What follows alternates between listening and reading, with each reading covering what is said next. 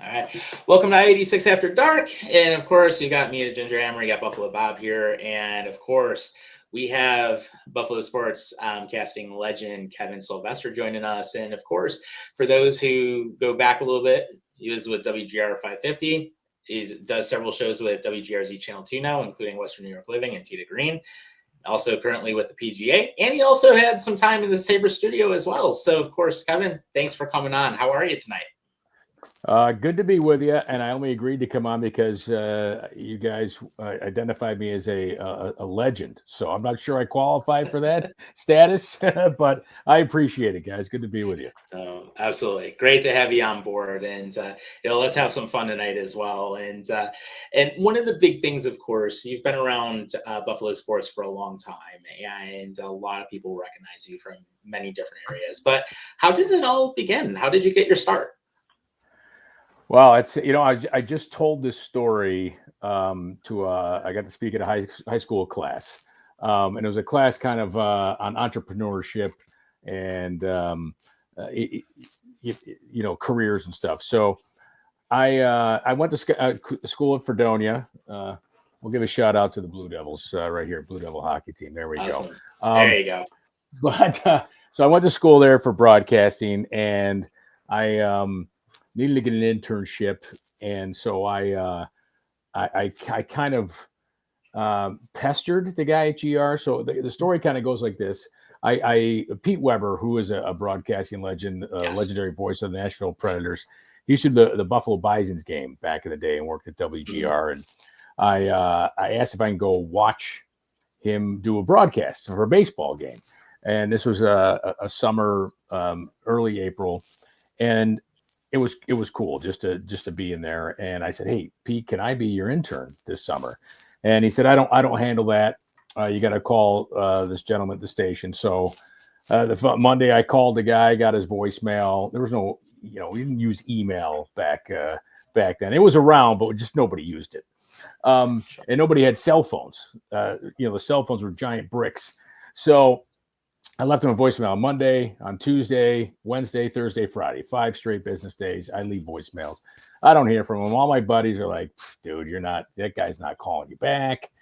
And I said, "You know what? I'm going to get an answer." So I asked the kids these questions. I'll ask you, Buffalo Bob, how many times do you think I called? Business day. Probably more times than the Sabres have Stanley Cups, I would imagine. Oh, man. Well, let's put it this way. More times than they have playoff appearances in the last 15 years. That's even worse. I called 32 times.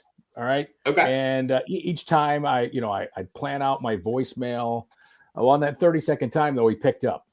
And I was almost speechless. And I said, yeah, it's Kevin Sylvester. He's like, "Oh, Kevin, got all your messages before. I didn't call you back because I had someone to take the spot. However, it's your lucky day. That guy called me this morning, says you can't do it because of summer work, so you're the guy." And so that's how I got my foot in the door at GR. And all I had to do was help Pete and the late Darian Chapman, who was awesome. I don't know if you remember Darian. He was just one of those superhumans. I'd have to help them, whatever they need. I'd set up the post-game interviews. I'd go in the locker room and get sound, like Billy Ripken, Jeremy Burnitz, Brian Giles. Those were the big players at the time. Interview those guys, but set them up to come do the live post-game.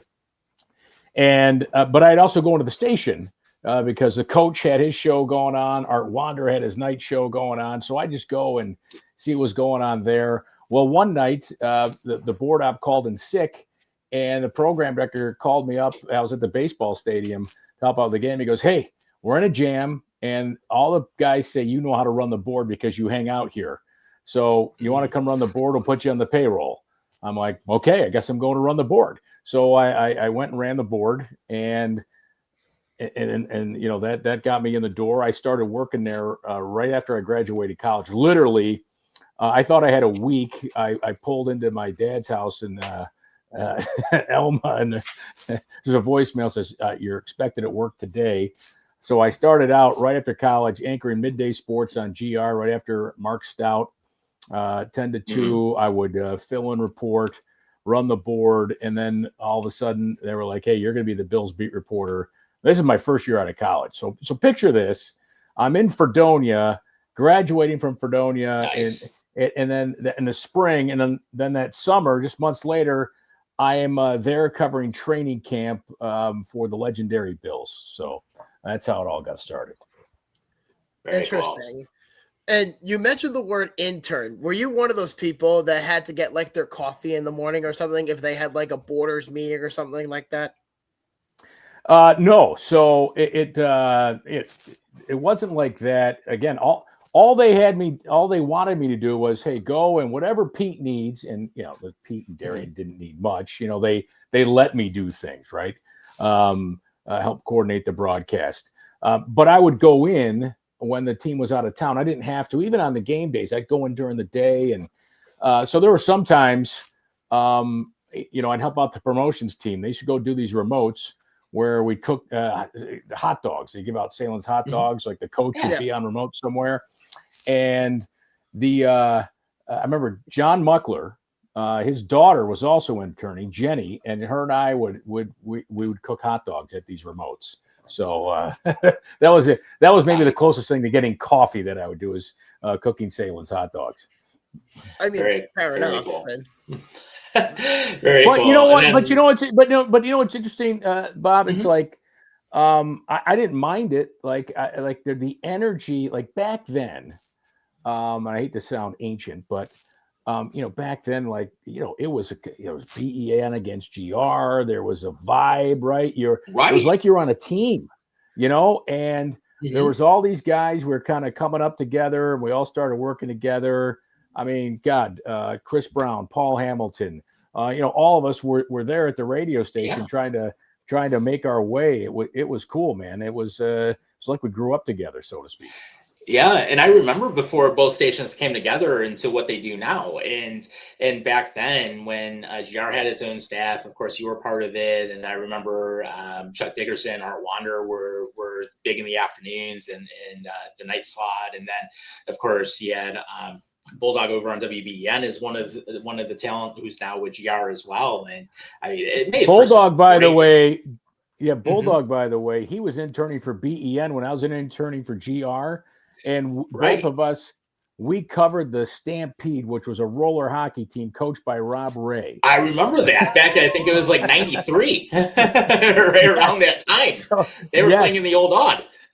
And I used to bust Razor's chops about this when I worked with the Sabres. Razor, I remember Bulldog and I coming down, and we want to ask you about the game. And finally, after like 2 games, you're like, guys, just go ask Beccarelli. I don't know. Man, that was a fun time when they had that team around, and I know like Razor's personality was all over it because of course they weren't afraid to drop the gloves, and of course the old odd you couldn't beat it for the atmosphere either way. Oh yeah, I mean you had I mean the Bandits games in the odd. I mean they're great now, but they were unbelievable. The Friday night, Saturday night, you go to Garcia's for the buffet and you get 2 tickets up there. And it was just awesome. And you had the Stallion soccer team, they played in there. I mean, there was just so much going on. Buffalo is just it's a great sports town now, but it was even bigger and better. Yeah, and I remember that upper deck in the odd. It's like, God help you if anyone falls down that deck, because that was just, I mean, love the sightlines in there, but that was just crazy back then. Well, how about the press box up there? It's the gondola, right? So you have to go up to you 311, and you go across this little rampway, and I mean, there were closets. Like the broadcast booth up there was just a small closet. No wonder you're hanging over. And there's only 2 places like that I remember from my time with the Sabres in the NHL, Montreal, which is, I think, the best arena in the NHL, and Vancouver. They have kind of the gondolas hanging over. Yeah, 2 of us were there last year in Vancouver, so we had a chance to see it. And I was going to say, it's like I mean, you were probably in the Saddle Dome where everyone walks across the catwalk to get to the box. That's in Calgary, and I wouldn't do it. There was 2 ways to do it. You could go up, which would be the locker room side, and walk all the way across over top the scoreboard, or you could walk around the other side of the building. There's an elevator there that had you still had to walk out over the stands.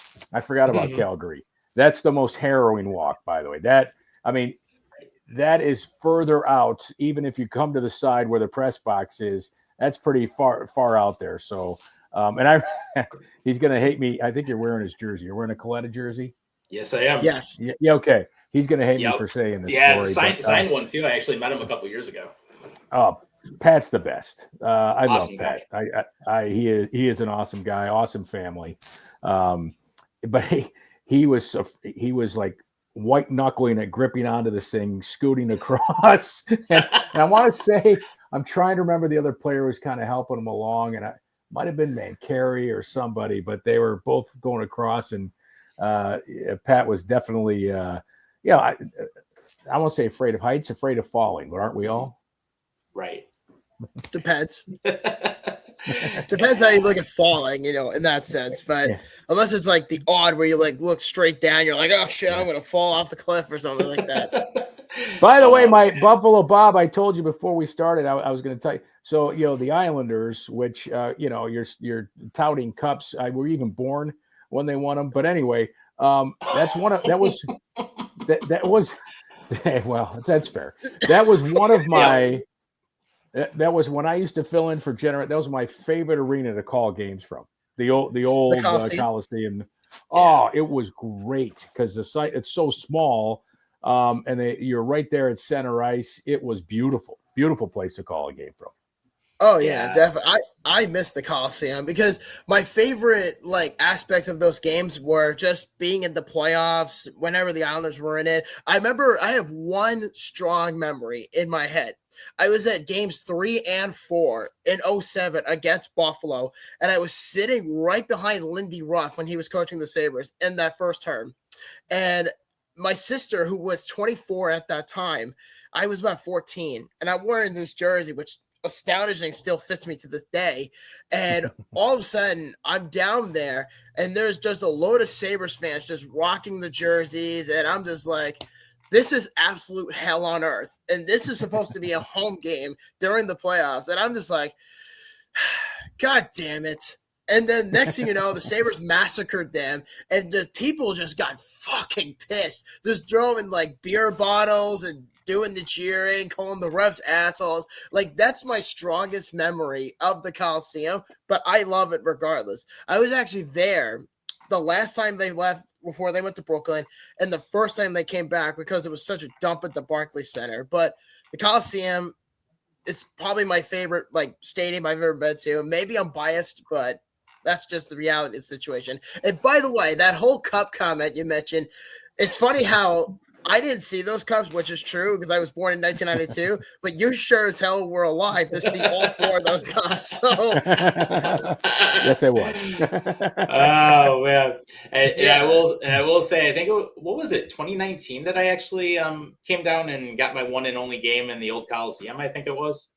Yes, 2019 against Buffalo, and the Islanders, by some coincidence, beat the Sabres. Yep, beat the Sabres and punched their ticket to the playoffs against the Penguins. Yeah, I think it was like a 7-2 loss or something like that. But and got to see Eichel throw a little hissy fit in the bench, so he was not happy about the effort that night. What a shame. I was just thinking about that today because of the news of the Sabres, Jarmo Kekalainen being named GM, and talking about trades, and I'm just thinking back to the dismantling of that franchise, the talent. How the hell do you not make Eichel and Reinhart work? I'm just, how do you not make that work? To me, that's the biggest crime of the whole damn thing. And when I was working there, when they, the word tank was never used internally, but I thought it was a bad strategy. I just thought it was a terrible strategy. Yeah, and I mean, I'm glad I got to see Eichel play here a few times. I actually got to see him in one of the camps that they had that they opened up to everybody, and just I mean, it sucks that they couldn't make it work, but good for him though with being able to go win a Stanley Cup, and I mean he's doing great things out in Vegas right now, and then Reinhart doing well too. Well, here's the thing with both of those players, in my opinion. They both came in, and right away you're 18 years old, 19 years old, and you got the hopes of a city on your shoulder. I mean, just think about that for a second, right? Yeah. You're 18, 19. I don't care. You don't know shit when you're that age, okay? you just right. don't. Of course. Yeah, you don't. Most people don't figure stuff out till they're mid to late 20s, and even then, they'll realize in their mid to late 30s they didn't know crap back when they were, in their mid to late 20s. And now I'm in my early 40s, and now I'm realizing it's like, wow, I didn't know certain things when I was 30s. Yeah, well, wait till you hit 50, then you realize you hit 50, you're going to realize, wow, okay, I'm just starting to figure life out here. But the point, so that was part of it. But the other point, you look where they are now, and they're not the guy, right? They're the second fiddle, if you will, right? So, Eichel doesn't have to be the guy in Vegas. And look at him; he's amazing on Team USA. He's not the guy. Austin Matthews is the guy on Team USA, and Eichel. God, you looked at him at the World Cup thing, like he was unbelievable out there. Reinhart, same deal. So it's like in football, some guys are great coordinators but not head coaches.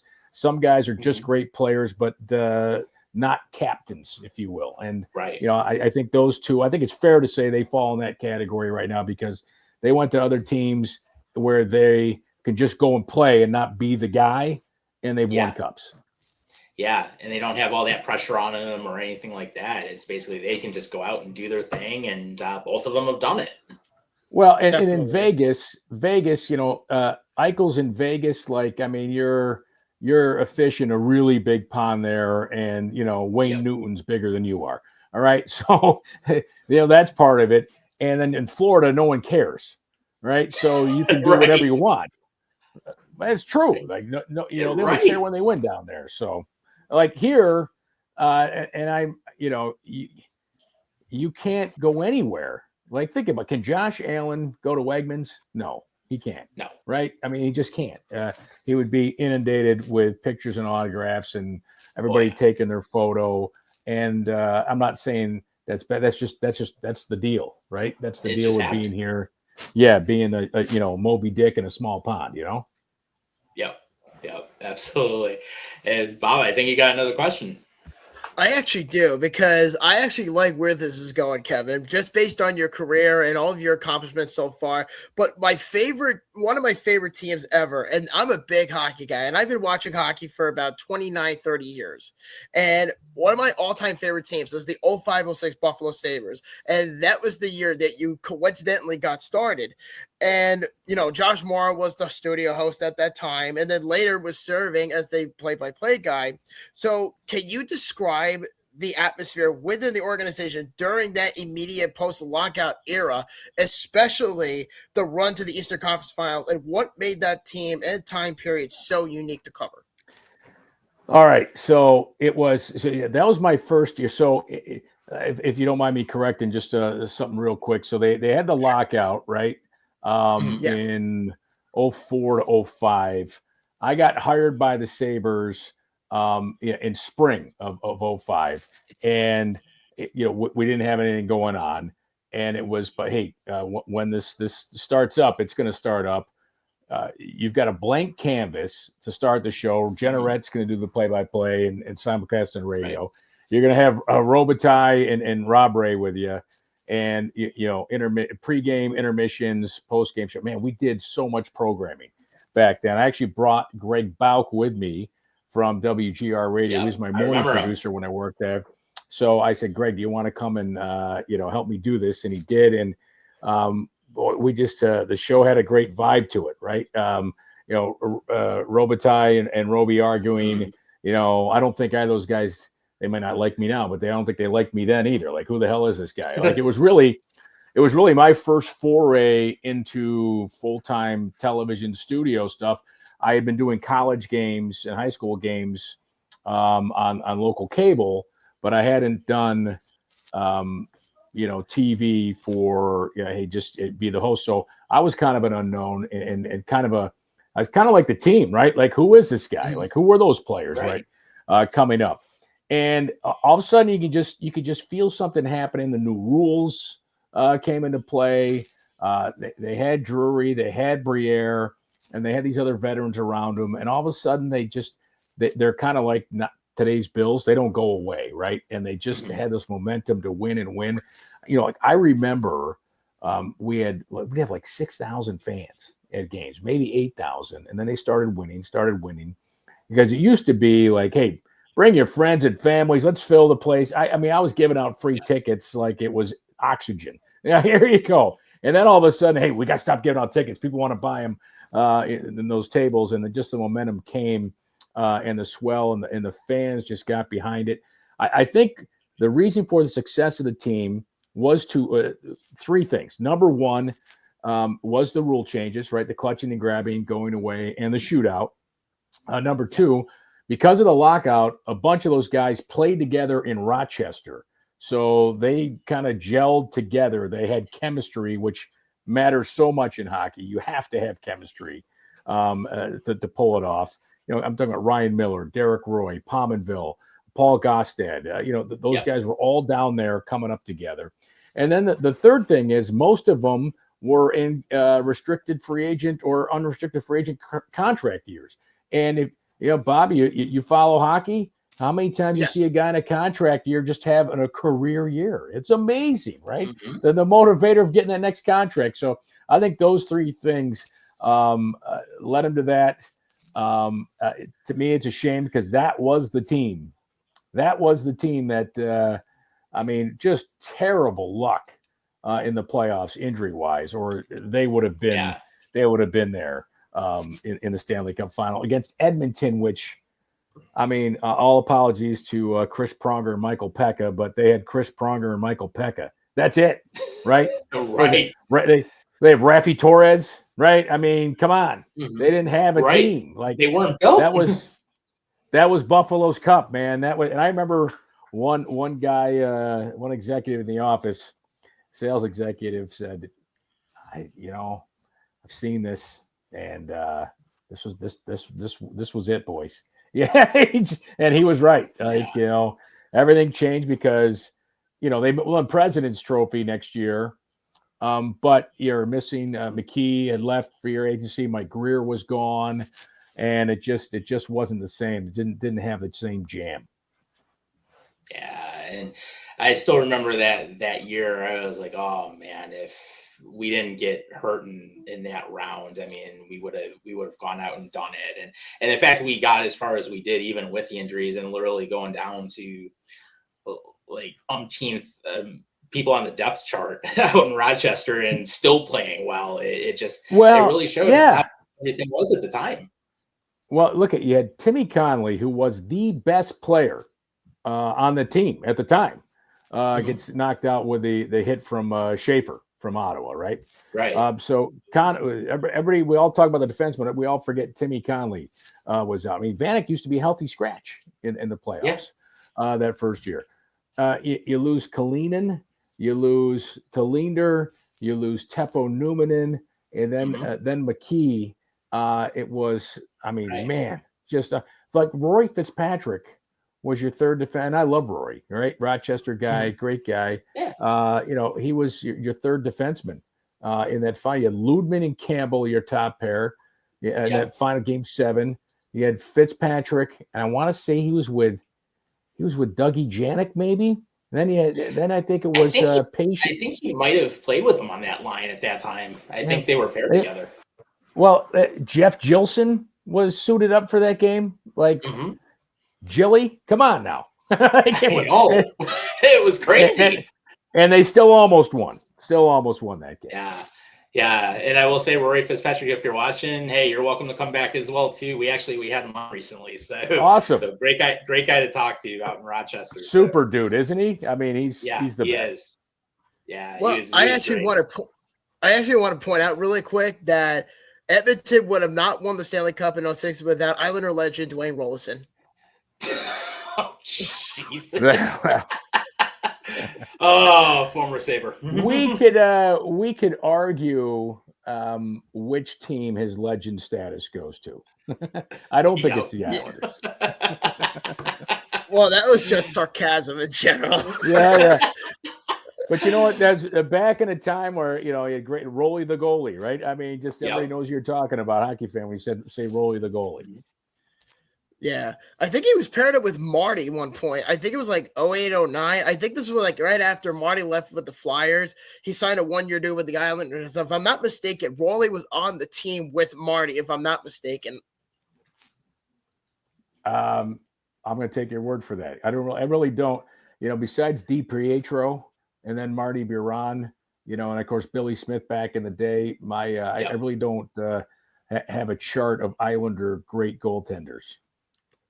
Well, Billy Smith certainly did Buffalo dirty deeds in 1980. Let's just put it yes, that way. Yes, he did. Oh, look, let's come on now. The team he had in front of him, I mean, come on. You have Potvin patrolling the blue line in front of you. I mean, come on.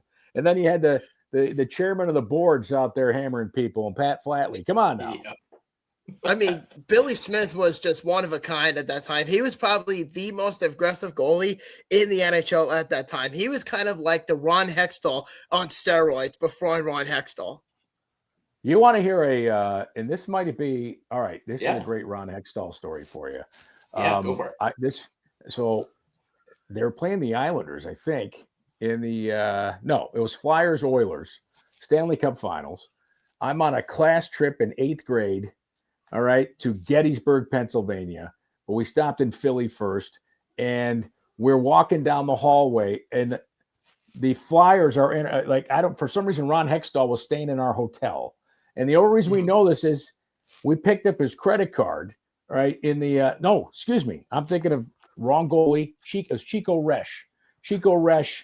We pick up it. My buddy picks up his credit card. It was in the hallway, Chico Resch, and we were running out after him. Mr. Resch. And he's like, oh, thanks a lot, guys. And, well, good luck in the game because we knew he's a hockey player. Fast forward, when he was doing games for the Devils, he left all his crap in the broadcast booth. And I ended up calling him, and his wife answers the phone. I said, hey, Chico left. He's got glasses, a tie. She's like, here, I'll give you the address. You can mail it to us. He's always leaving stuff. And I said, well, it's funny you say that because when I was in 8th grade, we found his credit card in the hallway of the Hampton Inn. And she said, oh, I totally believe it. I totally believe that story. So, oh man, well, I'm really dating myself with that story, aren't I? That's funny, actually. Oh no, kind of a cute little memory. Yeah. Tom, I believe you have a question for Mr. Wojcik. I do. I mean, not Mr. Wojcik. I mean, Mr. Sylvester. Are you saying I'm talking to myself now?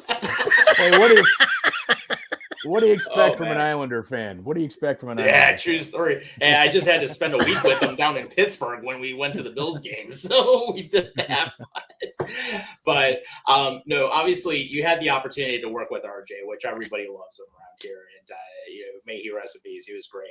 And of course, he was known as having one of the most distinctive and most beloved voices in all of hockey. And when you had the opportunity to fill in for him, was there any pressure to alter your style or just simply be Kevin Sylvester? And what would you say was one of your best moments with RJ or best pieces of advice that you ever received from him?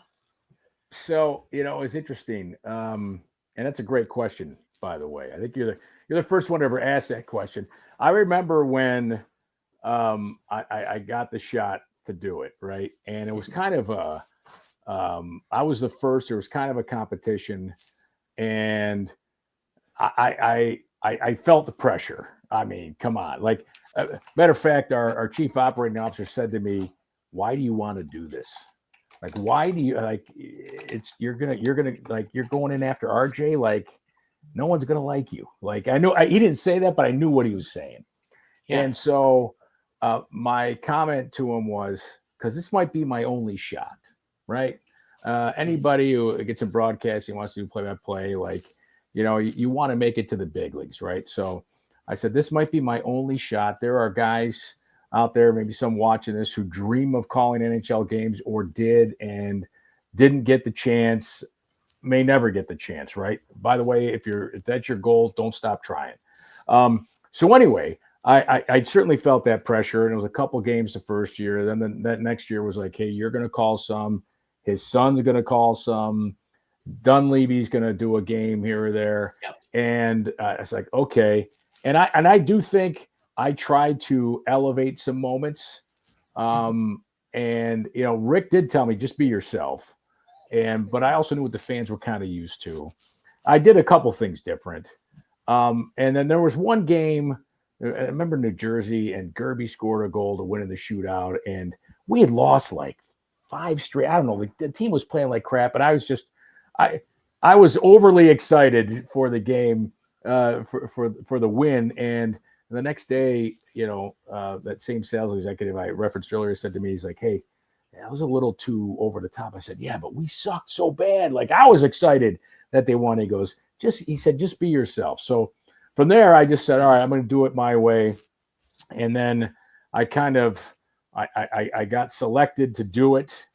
I don't know if you say I won out the competition, whatever, for the last 2 years that I did it, including a heavier schedule in 11-12, where I did it with Danny. And, I'll just say it. I didn't get any guidance from anybody I worked with in production. It was just kind of do it, right? So, but Danny Gare was awesome.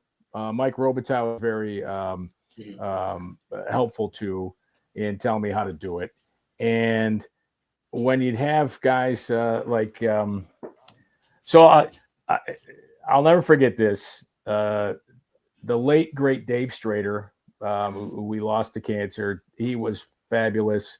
And I remember him coming up to me, and he says, "Hey, Kevin, I know the pressure you're under, and I just want you to know I watched the game the other night, and I thought you did a great job."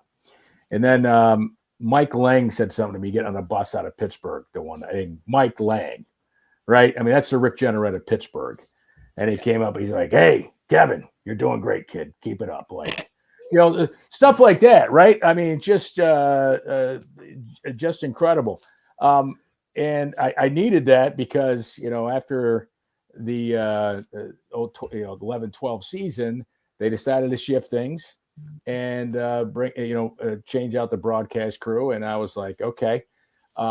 But things happen for a reason. And having done those games, and my NHL tapes got me the job with the PGA Tour. So, in which I'll be going into my 13th year next year with the PGA Tour. So I gave you a really long answer to a question, but it was a really good question.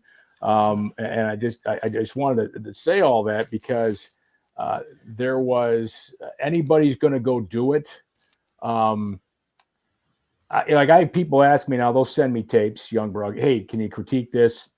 And I will, because I think they need that, right? Even it's just affirmation, like, hey, you're doing a good job. Maybe you want to do this a little bit more, do that. But the one thing I don't tell them to do, I don't tell them to change their style. Like, if it's your style, it's your style, but be authentic. And, Rick's style, that was Rick. Like, I mean, it was just, he just come up with the stuff off the cuff. It was amazing. And right. I look at RJ's preparation, I'll call it. And he'd have a sheet like this, just, that was it. He just scratched little notes.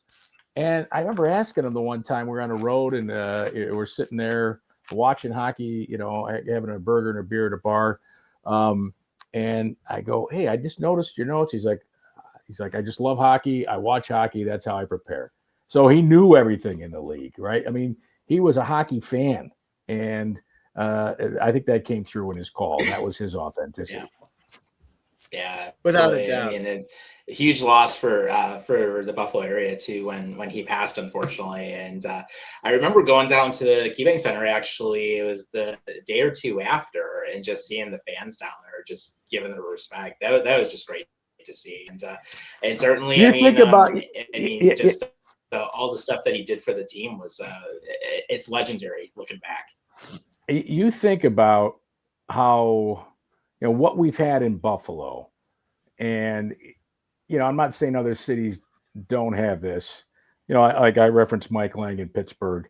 But, we had Jennerette and we had Van Miller, right? Yeah. With the Bills. And God, I'm so blessed to have worked with both of them, right? I mean, it's just great people.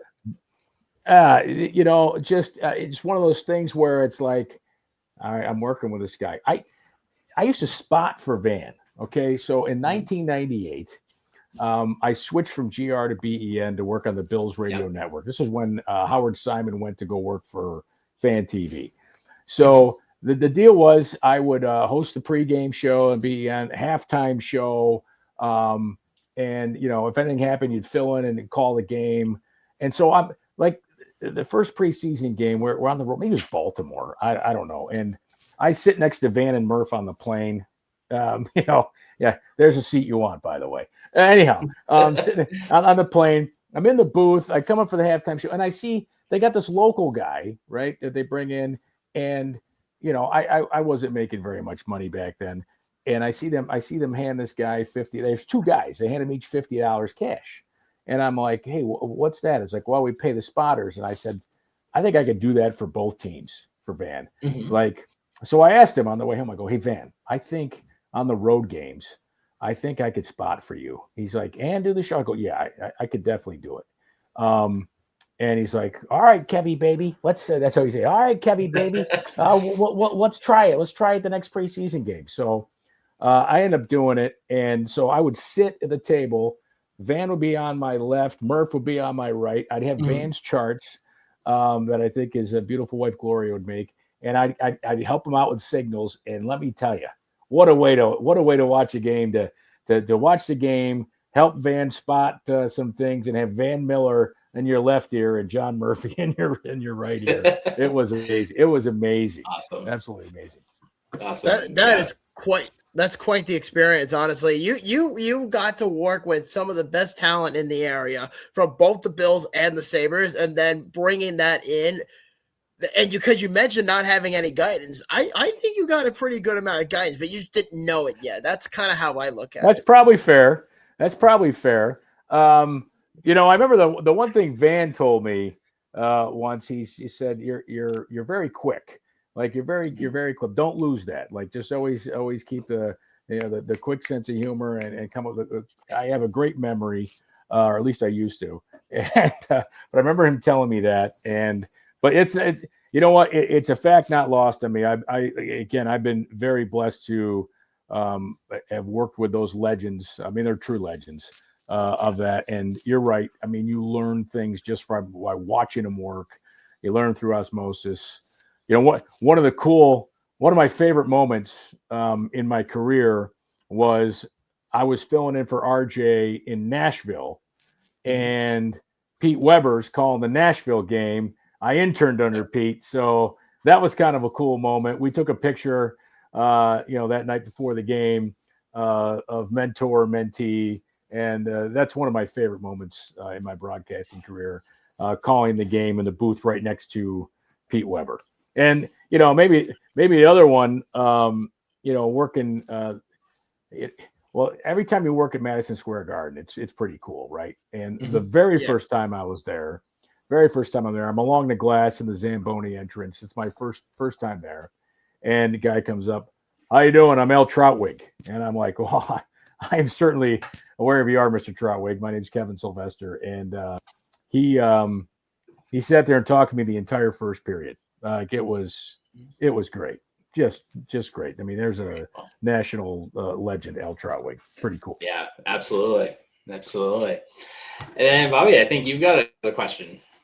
I do. And to be fair, Kevin, you've been in the business for about 25, 30 years, I would think, at this point. And you've had a lot of interaction with fans. Yeah, you've had a lot of interaction with fans, us included.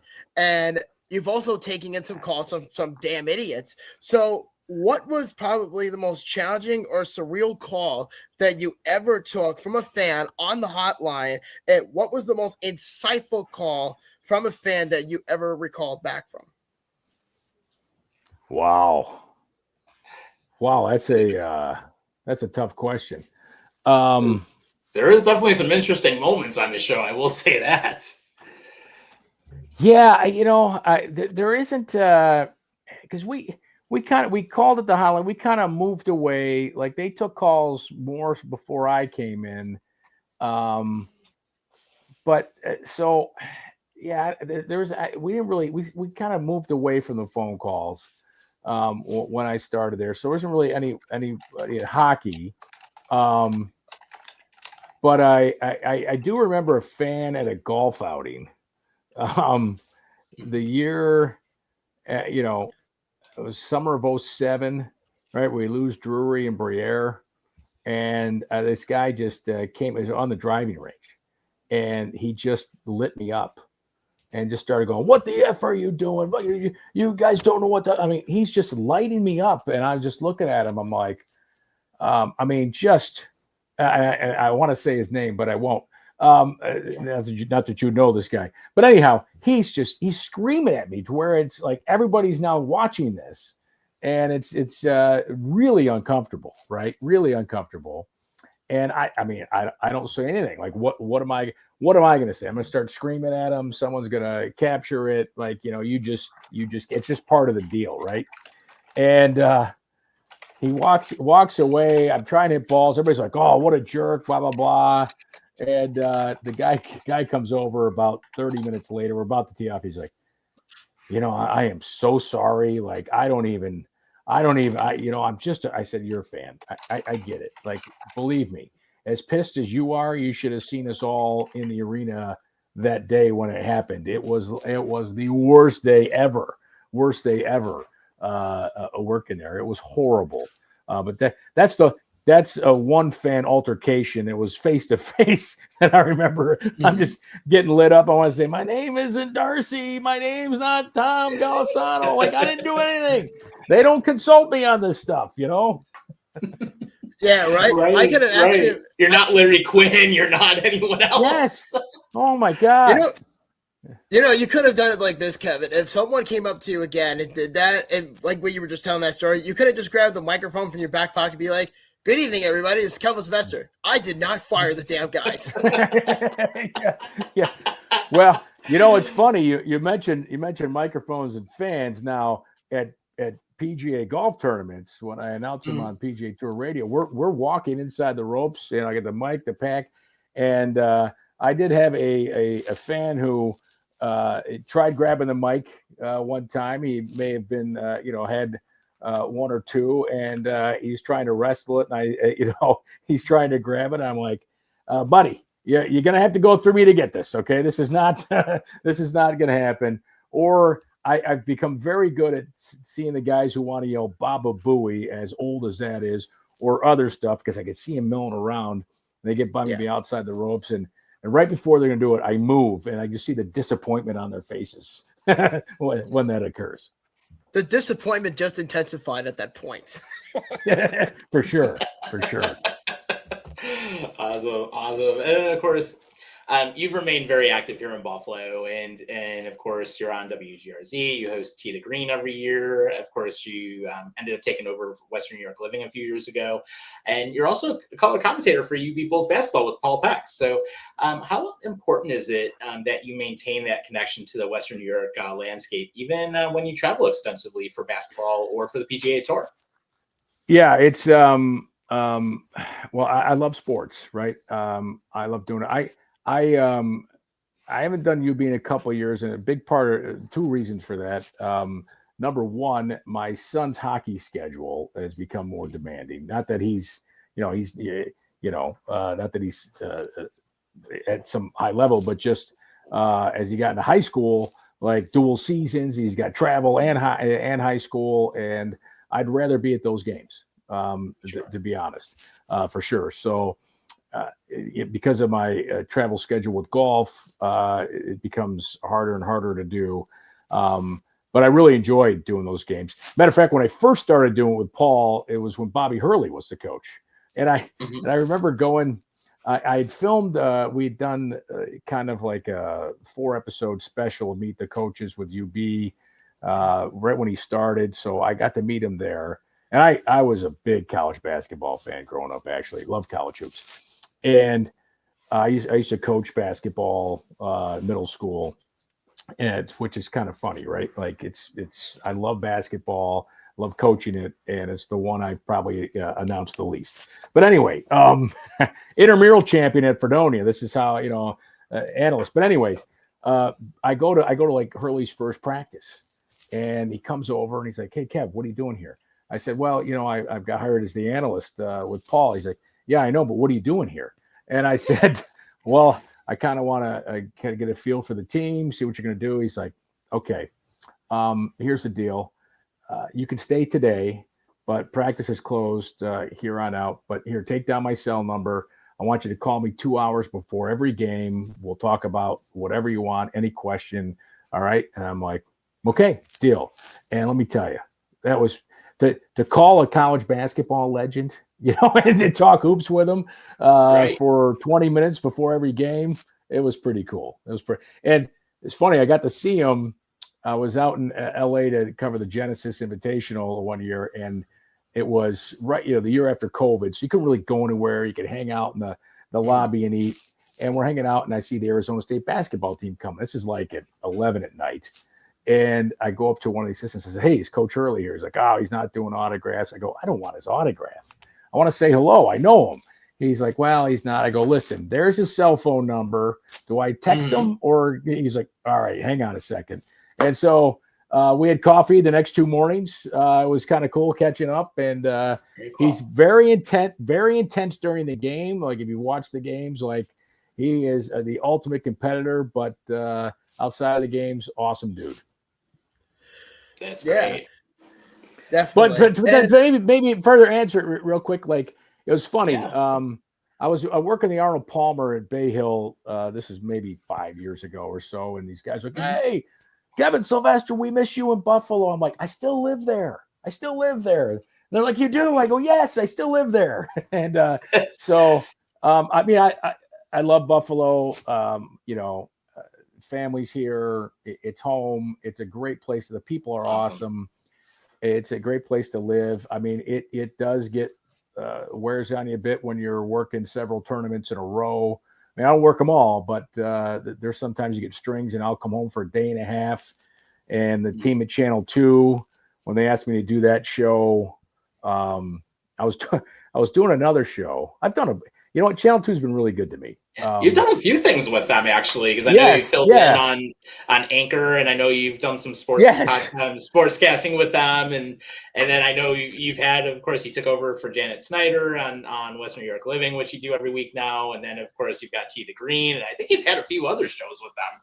So it's interesting. So when I first started, when I was working for the Sabres, I had the summer, and I was like, "Hey, I started golf on radio in Buffalo back in 1998, and it's become T the Green today."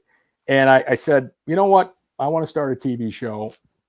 I had a college buddy. We started it together. I had talked to the general manager of Channel 2. I said, "Hey, could you clear this? Could we air it? What can we work out revenue wise? Yada, yada, yada." And it was really gave me something to do, and in the summers, and play golf and what have you.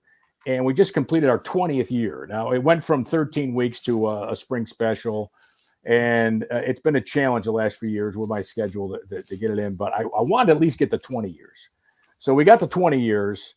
But because of that, then they wanted to start the entertainment show I started doing called This Weekend. I did it with Kate Welshofer before she went to the 4 o'clock. And I mean, let me tell you, that show was fun. It was a half hour. It was live. It was entertainment. They bring comedians in. We had Lou Ferrigno on the show, the Incredible Hulk. Bill Bellamy came in, like the Kansas came in. So that was really cool to do that. And then when that ended, they're like, I started doing a little podcast for them. They just want to keep me in the mix. And then like, "Hey, do you want to do Western New York Living?" And I had to think, I'm like, well, that's a little different genre for me. It's businesses. But I admire, it's local businesses mostly. I admire the sacrifice and the effort that people put into it. And my friend Jeff Cobb produces it. So, and the team, they make it easy on me, and they work around my travel schedule for the most part, which is great. So and I've been, people ask me, how long have you been doing that show? And I'm like, God, I had to think. I'm like, it's at least 5 years. It might be 6. I kind of lost track, but I know it was before COVID. And because I remember we did it from my house during COVID. Like, right. Yeah, they came and set stuff up in my house. And because I had the stuff in my house, when Stu Boyer retired, Benini calls me up and says, hey, can you fill in on sports for a month? I hear you got gear at your house. I go, yeah. He goes, and do whatever you like, put it on just weekends, whatever you want. Well, that turned into 6 months. I ended up doing Monday nights during football season. I remember seeing you. Yeah, it was fun. It was fun. It would, I was asked, when Adam left, and I was like, no, I'm very comfortable doing what I'm doing now with golf and doing this, and it's really a nice mix. I feel very fortunate with the mix that I get to do now. Yeah, definitely that's awesome. And it's really cool to see how you've branched out in so many different ways, and you've made it your own. And that's one of the things where with what I've been able to see, it's definitely something I have a lot of respect for you in terms of how you've been able to cover virtually anything and make it your own. And you've always done a great job with that. So I just want to say kudos to you on that. Well, thank you. Yeah, I forgot I filled in for Gallivan 2 different 3-week stints on the mornings. Yeah. And I was going to say, I remember seeing you on the morning. Yeah, I remember saying yes, right? And I said, all right, I'll say yes. What time do I need to be there? Like, well, you got to be here by 4. I'm like, 4 a.m. Now, when I did morning radio, like WBN would be there at 5 a.m. We were on the air at 5. I would get there. This first sportscast was 5:15. Bill Lacey and Kevin Keenan will tell you there was plenty of days I showed up at 5:12.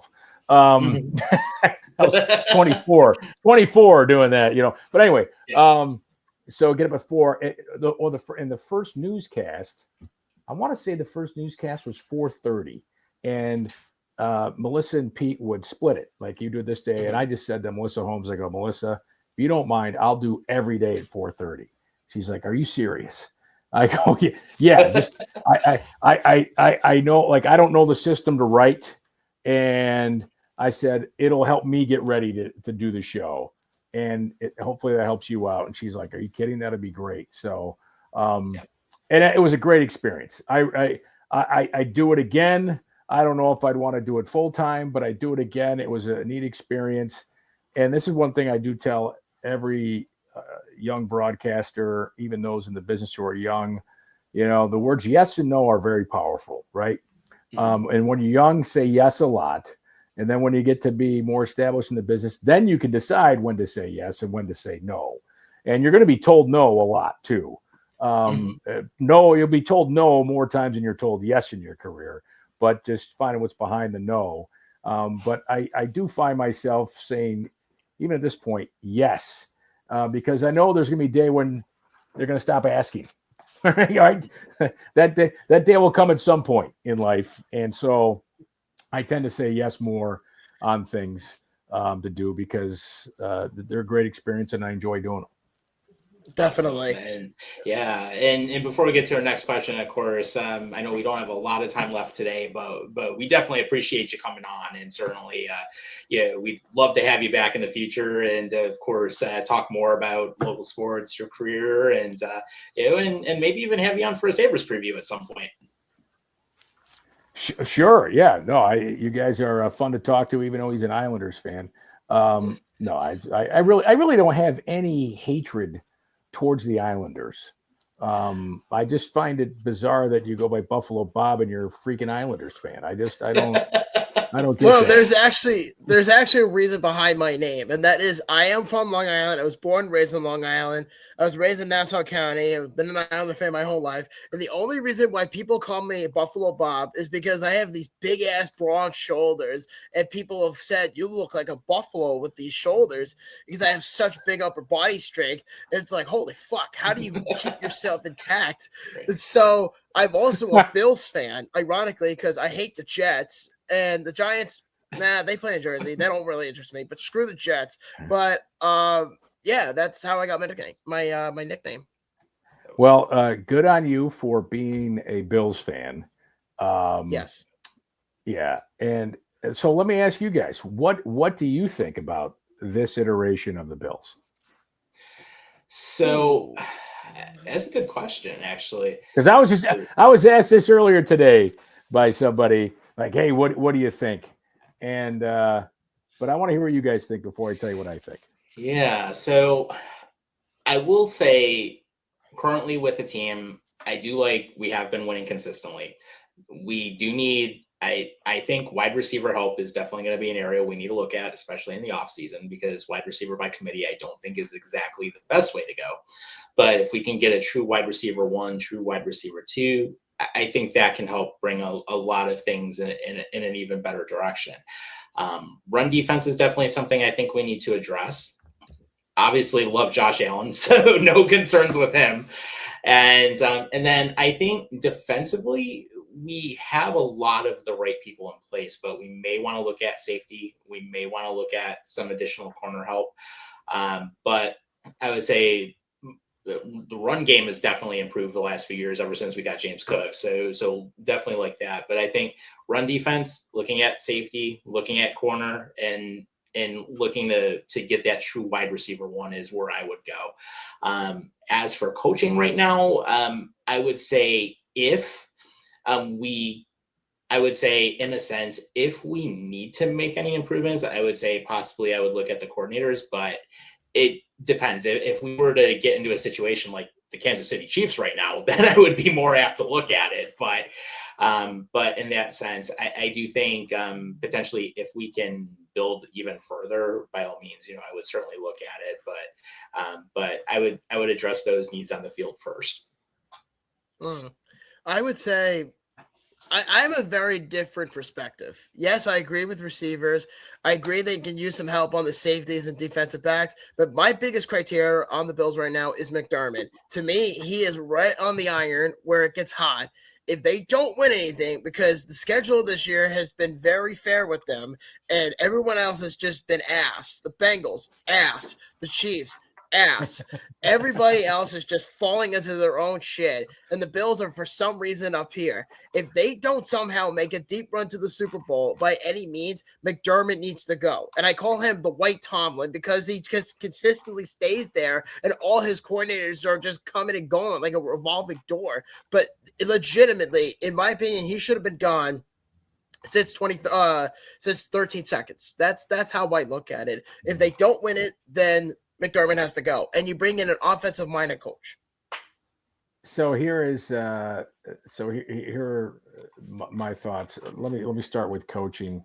Yeah. My criticism, which I think is fair, is, and I think he's gotten a lot better with it. But there is a poise factor here, right? And I think McDermott's got a lot better with it. But we just still saw the New England game. Like, all right, the Patriots, and they hired an official, right, John Perry, to help out here. But if the Patriots are running to the ball, this is the first series, sprinting up to snap the ball because they believe it's an issue, why the hell aren't you? Right? Meaning, why? Like something's going on here. And like those moments, and I remember it happening a game against the Patriots of Brady many years ago. They're celebrating and they're hurrying up to the line to snap the ball because they knew it wasn't a catch, right? So those things, that awareness, and I think that got them on 13 seconds too. I think they all thought the game was over, and why it's not squibbed and other things. Frankly, that was the best Bills team, by the way, in my opinion. But anyway, to this year's, but you've got to give them credit on this. That team does not quit. They play for the guy, and they know how to adjust. And you cannot say that about many coaches in the NFL. So you've got to respect that and where that's at. I really think there's only two great coaches, strategy-wise, in the NFL that do things: Andy Reid and McVay. I think those guys are the best two coaches in the National Football League. the Chiefs. And you can say, well, they got Mahomes, whatever. But Reed to me is the best, and Sean McVay is a close second. But McDermott's in that next tier. He really is. But now here's the but. This year, they are doing, like, I think I agree with you, wide receiver, right? I mean, we all knew they were deficient there. Keon Coleman, I think, is starting to get his head out of his rear end. But these guys got to catch the damn ball because they've got Superman throwing it to them, right? But if you're Joe Brady, you're going to go with what works. And you've got stars making plays for you. And that's Josh Allen and Cook, right? I mean, those two guys are stars, and they're making plays, and the tight ends are making plays. So if it's working, why would you change? And so far, they haven't had to change because it's working. And great players make great plays. That has not changed. That will not change. And they're counting on the great players to make the great plays. And the Bills have, in my opinion, 3 great players on their team. Josh Allen, James Cook, and Christian Benford, right? Yep. And when they don't make great plays, they lose. Look at the Texans game. 3 turnovers, on Allen and Cook. They don't do that, they win the damn game. So I'm not as concerned with this team. I don't think they're going to win the division because I don't think the Patriots are going to lose to the crappy Dolphins and those terrible Jets. But I guess I wouldn't be as concerned. Winning 3 games in a row is hard, but if there's any team that has the mentality to do it, it is the Bills. And damn it, if they don't do it this year, it will be criminal without Mahomes in there, without Burrow, and who the hell knows what's going to happen with the Ravens, right? I mean, down year for them, like, God, it's there for the taking, for crying out loud. It's there. Yeah. Absolutely. And then I know we're actually right at the top of the hour, so Bob, we'll go to the last question. Yeah, I mean, thanks for leaving me out here for 10 minutes, asshole. Sorry. Well, hey, this was good, though. I mean, and I love this because actually, Kevin, you're the first one that's actually asked us our opinion on the show in a question, too, so we love that. Well, I mean, listen. That's one of the great things about this medium, right? Where it's, fans, Buffalo sports fans are smart fans, right? They're not like, you guys are invested in this. So, and you like, and the resources to look at stats and tape and all that stuff, that was never there when I started in the business. So anybody in the media thinks they're the only one who's an expert. They're fooling themselves, right? I mean, they'd be foolish not to listen to the fans because fans have good perspective. They're the ones watching the games and perhaps paying even more attention sometimes to what's going on. Absolutely, I agree with that 100%. But the last question, and before we get to it, Kevin, we just want to thank you again so much for coming on tonight. It's been an absolute pleasure having you. Well, like I said a little bit ago, people ask, I say yes. Yeah. It's a pleasure to be asked. So thank you for asking me. Yeah, absolutely. And certainly we'd love to have you back on and, talk some more sports and talk even more about just career in general as well. It'd be great. Hey, by the way, did you guys notice? Let me see if I can move the camera. Do you notice that picture there? Yeah. You know who that is? You know who that is right there? At first, I thought it was your family. I didn't want to say anything about it. No, it's the French Connection, and that's Van Miller. I was going to say, Van Miller, I definitely picked out on the side there, too, and absolutely loved watching him back in the day. A good friend of Rick Martin's gave that to me, and I know there's some others out there, and you could probably get it at David Adams, but and by the way, Rick Martin, what a guy he was awesome. What a dude. Yeah. All right. Absolutely. All right. Your last question, though. I don't want to leave you hanging more. And yeah. No worries. Don't worry. Tom leaves me to do that anyway. So it's so good. Yeah. So the question I was going to ask you is that I know that you have like an author record in your book because you have a book about golf. I I forget the name of the title, but in the scenario of Kevin Sylvester, if you were to write the closing chapter of your broadcasting career in a biography book today, what sentence would you use to summarize your overall legacy in the world of the media? Wow. I mean, you should have sent me that question ahead of time.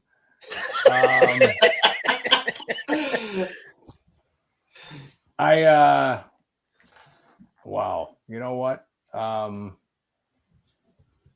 I would say this. I had a great seat to all the games, and I loved every minute of it. Awesome. That's because I the reason I got into this and want to do sports, I love playing sports, and I I was your typical high school jock, and decent, whatever, all league, but that's as far as it went. But just love sports and want to be a part of it, and love being around it, and love the strategy of it, and I watched my kids' hockey practices. That's how. Yeah, he's a goalie. Just kind of watching technique and stuff. But if he's got a game, I go watch the game before in another rink. I just love watching sports, and I love watching it in person. So I do believe I've been extremely blessed to have great seats, and I've loved every minute of it. Damn straight. Awesome. And I know certainly we've enjoyed watching you, and of course I've been able to see your games that you've called here locally, and then of course get to see you usually most weekends on TV. So I get to check that out and see some of the businesses you highlight too. But certainly thanks for coming on tonight. It was a pleasure. You're always welcome back. We'd love to have you again, and and certainly maybe we even get you in for a Sabres preview at some point too. We'd love to have you for it. All right, guys. Pleasure to be with you, and happy holidays, Merry Christmas, Happy New Year to everybody, and the other holidays that folks celebrate. Happy Hanukkah that's going on right now. So just wish everybody the best this holiday season. Stay well. Absolutely. We appreciate it. All right. Well, thanks for being with us. And of course, we'll see you on the next interview.